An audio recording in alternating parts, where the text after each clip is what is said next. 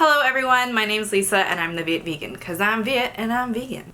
I wanted to put out a different video today, but I don't have the time or the energy right now to do it. As a lot of you have known from either watching my last video or just seeing my Facebook posts or my Instagram updates, I've been dealing with a lot of eczema lately. And it's been like incredible to see the amount of support that I've gotten from people about my eczema and all the different suggestions that people have given me, saying what's worked for them, what like hasn't worked for them, or how they understand what it's like to have eczema. So I thought I would just do this video about my eczema story. I'm definitely not a perfect example of how to heal eczema. It's something that I've dealt with for a long time and it's come in waves. Like, I've never been diagnosed for depression or anxiety or anything like that, but I definitely experience anxiety and like it definitely correlates with my eczema flare-ups. Let's start with my eczema story. I remember distinctly the doctor diagnosed me with eczema. I just remember being young and just crying because it sounded like I had this debilitating disease. And all the doctors were like, it's fine, it's okay, you'll grow out of it. Like, my mom was like, it's really not that big of a deal, like, I have it too. But I just knew somehow that it was something that was gonna affect me forever, and it changed the way that I had perceived my life. And I mean, I've been dealing with eczema ever since I was a baby, basically. I always had really terrible skin. It would come out on my legs and on my face, and I was afraid to wear shorts.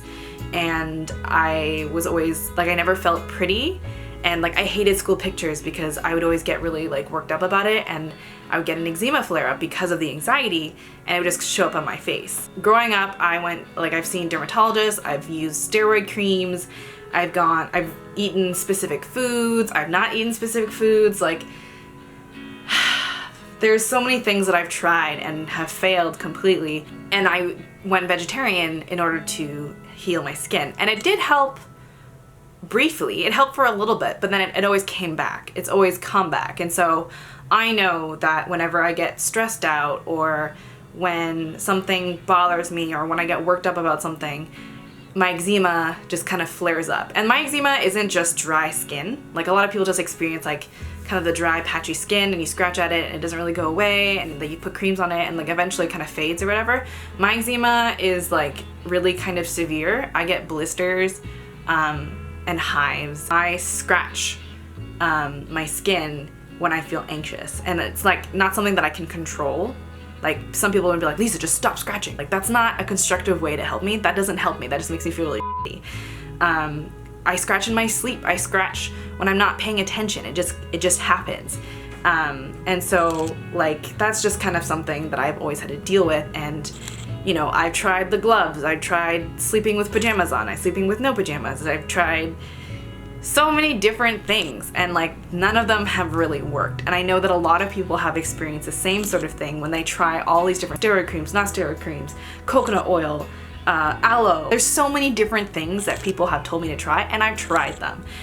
Some of them have worked spectacularly, some of them haven't worked, but none of them are long-term. I'm sure many of you have also been on the train to try and figure out a long-term solution to cure your eczema. I'm right there with you, folks. I've considered seeing a naturopath. My mom doesn't want me to. She says that they're expensive. She wants me to go see a dermatologist, but like, I've seen doctors who just prescribe coal tar, you know, more steroids. I'm like, I don't want steroids, because steroids only help for like 3 weeks, and then once I stop using them, they come back.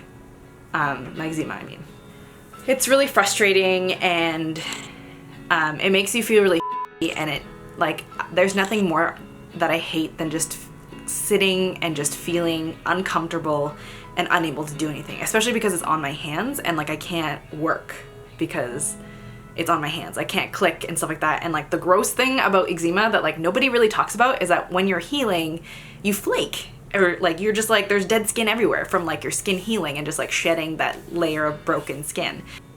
I feel gross. I feel like I'm disgusting. My current boyfriend now, I don't know how he still loves me and like looks at me. The thing about eczema is that you feel like it's your fault. It's like really hard to feel like you can be loved when you have eczema. Oh my god, I'm crying. So I thought I would talk to you guys about the things that I do to cope with eczema and how it helps. Usually an eczema flare-up lasts about a week for me. The first 3 days are the worst. After the third or fourth day, I start, flaking. But mainly, I end up eating comfort foods.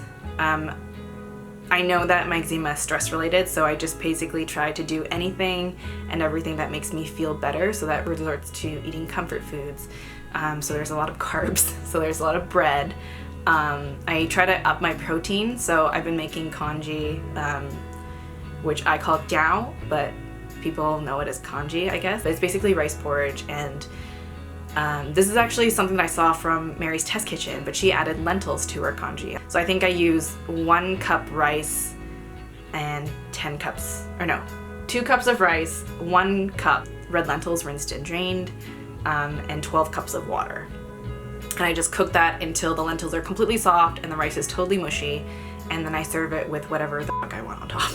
Long story short, I ate this rice stuff, the rice porridge jiao, and then I ate a lot of bread and butter and hummus, basically. So I've been drinking a lot of water. I've been trying to drink green tea because like the antioxidants and stuff like that. I feel like it's been helping. I drink like chia water, so I probably put in about 2 tablespoons of chia seeds in 2 cups of water, and I just kind of let the chia seeds kind of expand. And I know that chia seeds are really high in omega fats, fiber, and protein, so I feel like that has helped a lot. I learned not to eat fried foods, which are another thing that I kind of turn to when I'm seeking comfort food. But yeah, don't eat fried food, Lisa. You'll get a second wave of eczema, which I learned this week. Honestly, the biggest thing that I've been doing is sleeping more. I wear long sleeves even when it's like 40 degrees outside, because I don't want to see my skin, because it just makes me upset and I scratch, and I don't want to go outside and have other people see my skin. Right now my eczema is like probably on its like 5th or 6th day. I have like a moisture barrier again, which is nice, because before I would just feel dry and stiff and uncomfortable, and like I can move my hands a lot more. Like normally when I'm like peak eczema, my hands just stay at like this. I can't move them this way, I can't move them that way. I still can't really move them that much, but they're just kind of stuck like this. Because otherwise I can feel my skin like break, and that's not fun. It's a lot of sleeping, it's a lot of water, and it's a lot of trying to distract myself from scratching and trying to focus on work. But ultimately, there's nothing more that I want to do than just be able to be productive and just work instead of just sitting and waiting for it to be over. So to my fellow eczema sufferers out there, I've heard lots of people who say going vegan and going raw vegan has helped. And I want to say that it's probably helped, but it's also gotten worse over the last couple of years. And I don't think it's because of my veganism. I just think it's like I've started working from home more. I spend a lot more time alone. A lot of different anxieties and like mental things have kind of cropped up and like manifested itself in ways that are stronger than it ever did before. I hope that if you do have eczema, that you figure out what works for you and what makes you feel better. Thank you guys so much for watching. I hope you guys give this a like. Let me know if you also experience eczema, and I would love to hear your story. And I hope that you guys subscribe for more. Sorry, this is not a food video. I can't really cook anything right now, so thanks for watching.